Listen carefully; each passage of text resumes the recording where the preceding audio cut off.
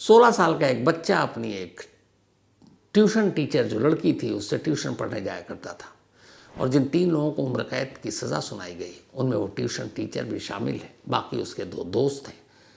इन तीनों ने मिलकर 16 साल के कुशाग्र की 2023 में अक्टूबर के महीने में कैसे हत्या की, ये कहानी मैंने आपको पहले सुनाई थी। तो उसकी वजह क्या थी? ट्यूशन टीचर ने कुशाग्र को क्यों मारा? अपने ही जो बच्चा पढ़ने आता था, कुछ सीखने आता था, उसी की कातिल कैसे बन बैठी एक ट्यूशन टीचर। पेश है पूरी कहानी। 30 अक्टूबर सोमवार का दिन था। कानपुर में कपड़ों के यानी बल्कि साड़ियों के एक बहुत बड़े कारोबारी या बिजनेसमैन, उनका नाम मनीष कनोडिया। तो मनीष कनोडिया अपने परिवार के साथ कानपुर में रहा करते थे। उनका अच्छा खासा बिजनेस था साड़ियों का, सूरत से लेके कानपुर, लखनऊ और भी कई शहरों में। परिवार में पत्नी, 2 बेटे बेटी, सब खुशहाल जिंदगी जी रहे थे। अभी 17 दिन पहले ही 13 अक्टूबर को उनके छोटे बेटे कुशाग्र का 16वां जन्मदिन घर में बड़ी धूमधाम से मनाया गया। 16 साल का कुशाग्र हो गया। अभी वो पढ़ रहा था, स्कूल में था, तो पूरा परिवार खुश, सब कुछ ठीक ठाक। मंडे 30 अक्टूबर की बात है। वो रोज़ाना की तरह कोचिंग सेंटर गया कुशाग्र, क्योंकि वो नीट या फिर जेईई इसकी आगे उसको तैयारी करनी थी। तो उस सिलसिले में स्कूल के बाद वो कोचिंग सेंटर भी जाया करता था। तो रोज़ाना रूटीन था उसका। तो मंडे सोम को वो 30 अक्टूबर को कोचिंग सेंटर गया। शाम 7 बजे तक वो कोचिंग सेंटर से लौट आया करता था, लेकिन मंडे को वो नहीं लौटा। जब नहीं लौटा तो उसकी मम्मी परेशान हुई। उन्होंने अपने बेटे को फ़ोन मिलाया मोबाइल पे। बेटे का मोबाइल बंद, वो परेशान। फिर लगा किसी दोस्तों के साथ गया होगा। उन्होंने कोचिंग सेंटर फ़ोन किया, उसके जो दोस्त थे उस दोस्तों को फ़ोन किया। सब ने कहा कि नहीं, वो तो कोचिंग सेंटर आया था लेकिन निकल गया। अब घर वाले परेशान। उन्होंने अपने पति को फ़ोन किया। पति ने कहा घबराओ मत, आ जाएगा, अभी वक्त ही कितना हुआ है। तो 7 बजे करीब आता था, 7:30 पौने 8 की ये बात है। इसके बाद अचानक 8:30 बजे, 8:10 पर घर वाले भी अपने बेटे कुशाग्र की राह देख रहे हैं, इंतज़ार कर रहे हैं। फ़ोन बंद है, माँ परेशान है, क्योंकि इससे पहले जब भी ऐसा कभी वो लेट होता था तो फ़ोन कर देता था, लेकिन अभी तक आया नहीं। 1 घंटा 10 मिनट ऊपर हो गया। माँ बेचैन घर में इधर उधर कभी दरवाजे पर देख रही है। तभी घर के अंदर एक कागज़ का टुकड़ा आकर गिरता है, ठीक 8:10 पर। घर वाले वैसे ही परेशान थे, बेटे से कांटेक्ट नहीं हो रहा था। कागज़ खोला, जैसे ही कागज़ खोला माँ ने पढ़ा, पैरों तले से ज़मीन खिसक गई। उन्होंने फ़ौरन अपने पति को फ़ोन किया और बताया कि ऐसी ऐसी चीज़, एक लेटर आया।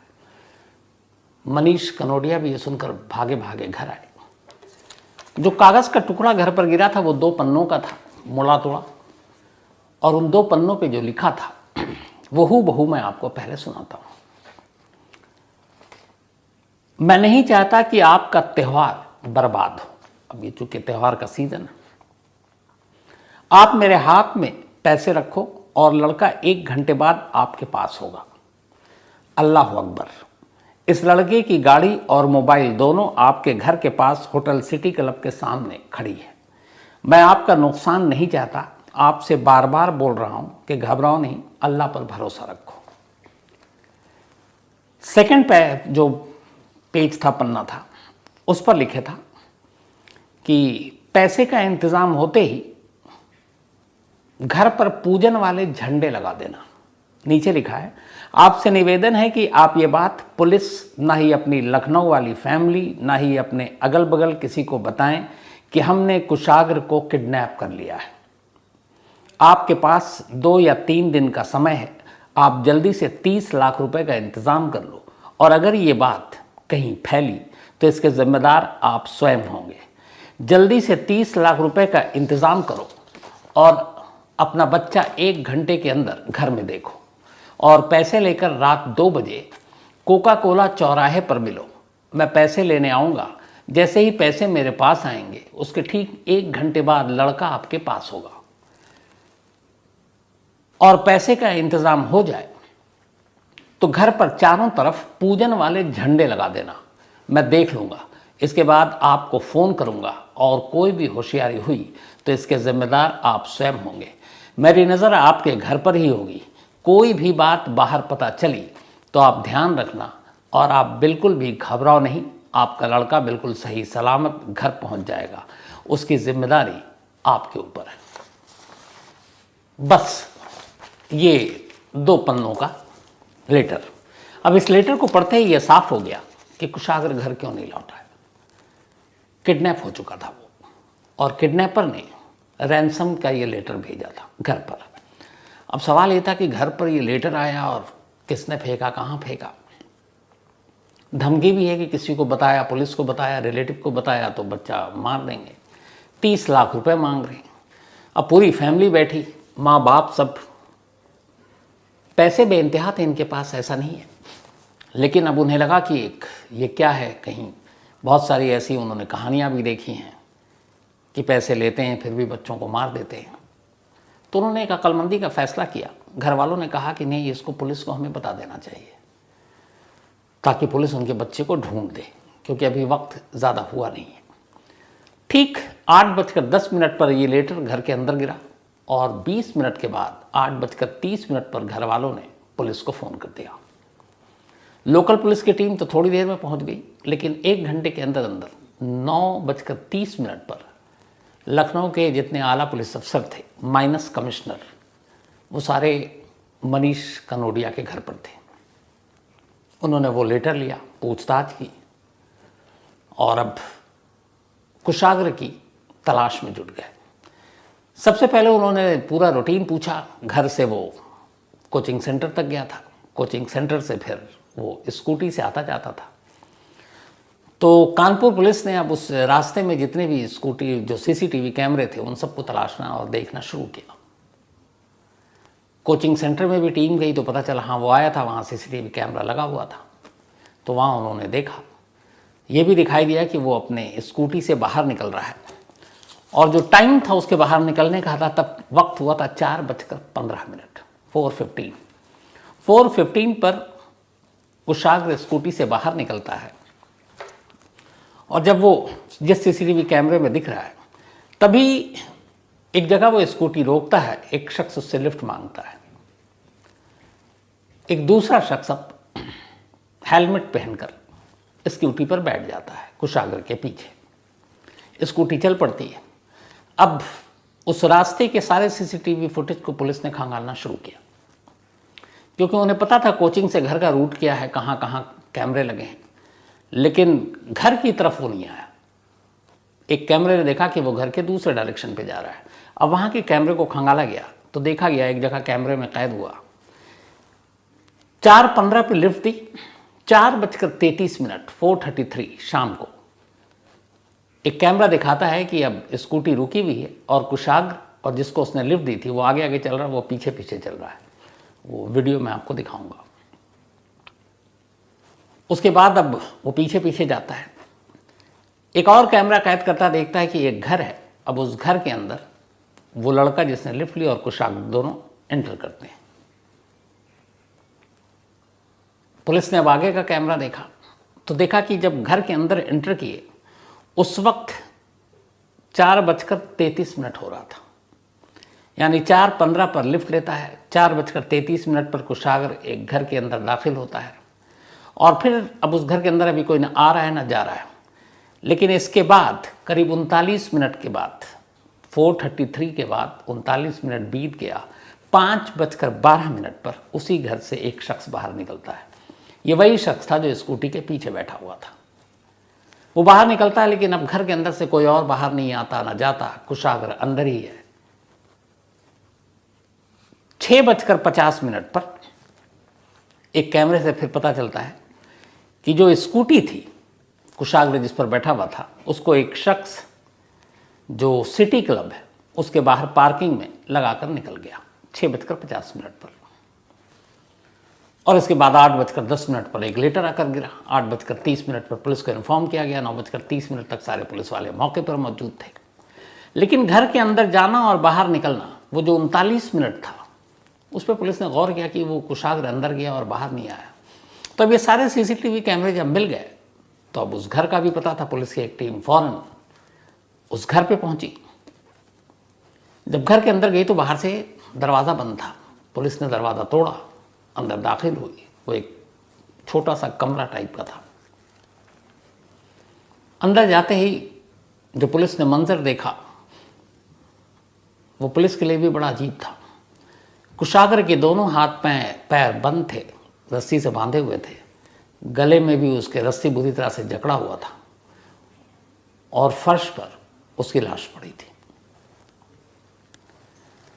पुलिस फौरन अब लाश को उठाती है, हॉस्पिटल भेज देती है। उसके बाद पता चला कि यह घर किसका है, तो एक नाम आता है, प्रभात शुक्ला। अब चूँकि आस पड़ोस के लोग बताते हैं, सारे वहाँ पे और भी लोग थे, तो प्रभात शुक्ला का जब नाम सामने आता है तो फिर जो आला अफसर हैं इधर घर पर बैठे हुए हैं वो पता चलता है। तो प्रभात शुक्ला को कुशाग्र के घर वाले जानते थे। वो कहते हैं हाँ, वो हमारे जो कुशाग्र की ट्यूशन टीचर थी रचिता, उसका दोस्त है। अब पुलिस की एक टीम रचिता के घर गई और एक टीम प्रभात शुक्ला के, दोनों को उठाया गया, थाने लाया गया। तब करीब रात के 11 बज रहे थे, यानी 4:15 पर आखिरी बार कुशाग्र देखा गया था। तो उस हिसाब से 6.25 घंटे बीते थे। रात 11 बजे कुशाग्र की किडनैपिंग और कत्ल दोनों की पहली सुलझ चुकी थी, 6.25 घंटे में ही। लेकिन जो किडनैपिंग हुई और जो कत्ल हुआ, उसमें किडनैपर ने सिर्फ 39 मिनट लिए उसको किडनैप करने के बाद एक कमरे में ले जाने के लिए और फिर कत्ल करने के लिए। इन दोनों से पूछताछ के बाद फिर एक और लड़के को गिरफ्तार किया गया। उसका नाम था शिवा उर्फ आर्य।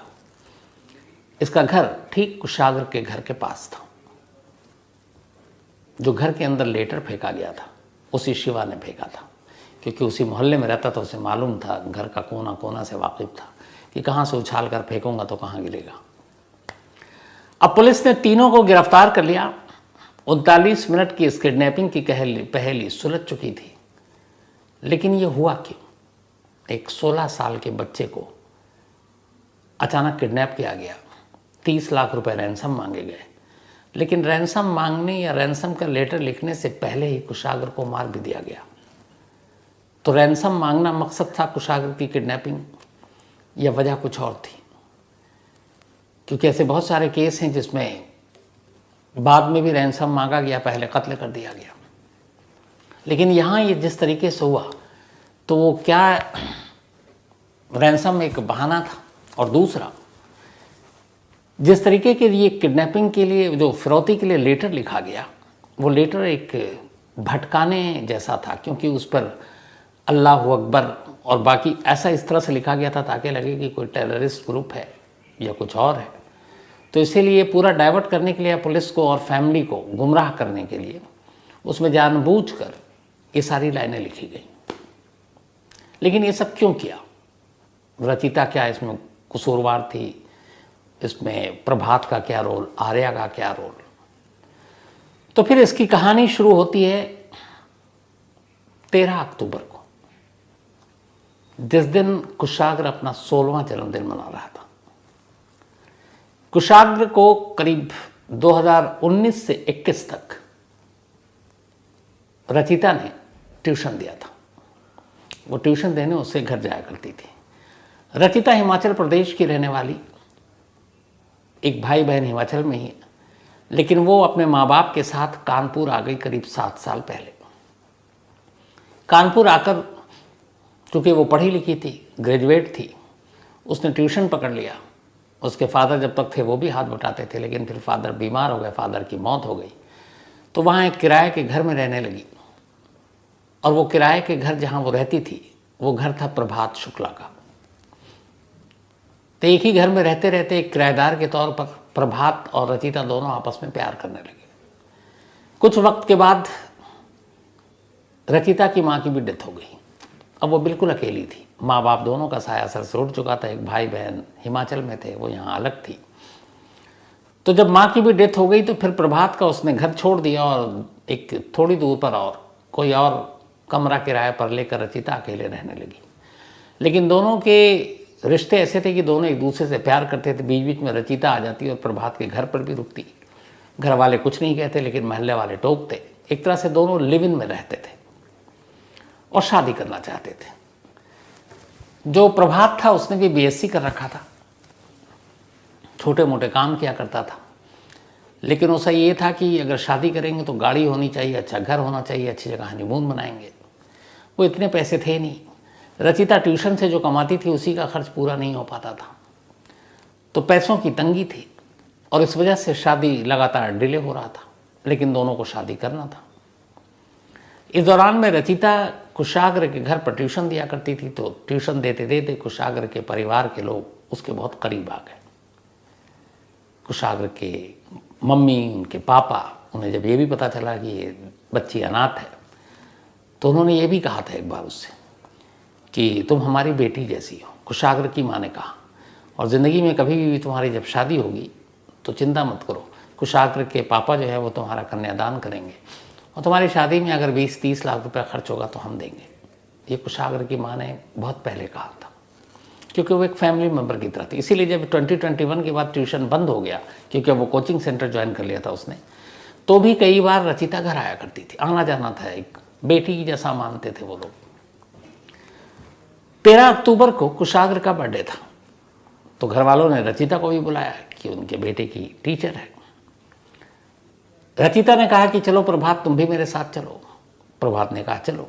अब ये दोनों पहुंच गए। जब वहाँ गए और उन्होंने कुशाग्र के घर के जलवे देखे, शान शौकत देखी, तो अचानक प्रभात के दिमाग में आया कि कुशाग्र का एक तो बर्थडे है, इतना लाडला है, अगर इसको किडनैप कर लेते हैं और बदले में 30 लाख रुपए मांगते हैं तो इनके लिए 30 लाख रुपए कुछ है ही नहीं। क्योंकि सारी रिपोर्ट रचिता दे चुकी थी कि घर में कितना कैश होता है, कितने पैसे होते हैं। तो 13 अक्टूबर कुशाग्र के बर्थडे के दिन ही रचिता और प्रभात ने यह फैसला कर लिया कि कुशाग्र को किडनैप करेंगे। अब रचिता अभी तक यही थी कि किडनैप करेंगे, लेकिन इसी बीच में बाद में पता चला कि प्रभात के मन में एक और बात थी। प्रभात को यह भी शक था कि ट्यूशन पढ़ने के दौरान और पढ़ाने के दौरान कुशाग्र रचिता के करीब आ गया था, जबकि कुशाग्र 16 साल का, रचिता करीब 25-26 साल की उम्र का, काफ़ी फासला। लेकिन प्रभात को ये डाउट था, ये शक था। तो वो कुशाग्र से एक तरह से नफरत भी करता था। लेकिन इधर रचिता अभी तक ये थी कि किडनैप करेंगे, पैसे मिलेंगे। उधर प्रभात के दिमाग में कुछ और चल रहा है कि पैसे भी मिलेंगे और बदला भी लूँगा। ये सारी चीज़ें करने के बाद उन्होंने कहा कि अब इस घर के आसपास की कोई इन्फॉर्मेशन दे, उसके लिए किसी और को भी इस साजिश में शामिल करना है। तब फिर उनकी नज़र में एक शिवा आया, जो प्रभात का दोस्त था, आर्या, शिवा उर्फ आर्या। वो कुशाग्र के घर के पास ही रहा करता था। तो उसने उस प्लान में उसको भी शामिल कर लिया। इसके बाद उन्होंने पूरी रैकी की, कितने बजे ये जाता है कोचिंग के लिए, कितने बजे घर लौटता है, स्कूटी से जाता है, घर की रास्ते में क्या क्या है। और चूंकि वो बर्थडे में गया था तो प्रभात उसको, कुशाग्र भी उसको जानता था। तो इसी के बाद मंडे यानी 30 अक्टूबर की तारीख तय हुई, क्योंकि संडे और सैटरडे छुट्टी थी। मंडे को ट्यूशन कोचिंग सेंटर खुला, ये गया, उसे पता था इतने बजे छुट्टी होती है, पहले से जाकर कोचिंग सेंटर के बाहर थोड़ी दूर पर खड़ा हो गया। जैसे ही कुशाग्र अपनी स्कूटी लेकर आया, इसने हाथ दिया, वो पहचान गया। उसने कहा कि मेरी गाड़ी ख़राब है, क्या तुम मुझे छोड़ दोगे? कुशाग्र इन सारी चीज़ों से बेखबर उसके पीछे उसने बैठा लिया उसको। फिर वो उसको घर तक ले गया तो उसने कहा कि 1 मिनट मेरा कमरा भी देख लो।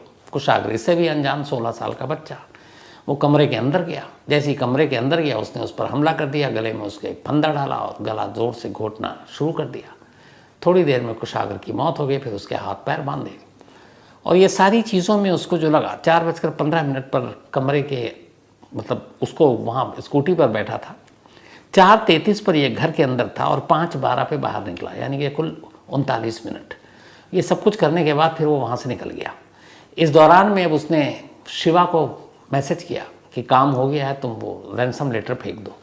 शिवा ने अंधेरा होने का इंतज़ार किया। जब अंधेरा हो गया तो वो घर के एक हिस्से से उसने ऐसी जगह वो 2 पन्नों का जो फिरौती की का नोट था, रैंसम लेटर, वो घर के अंदर फेंक दिया।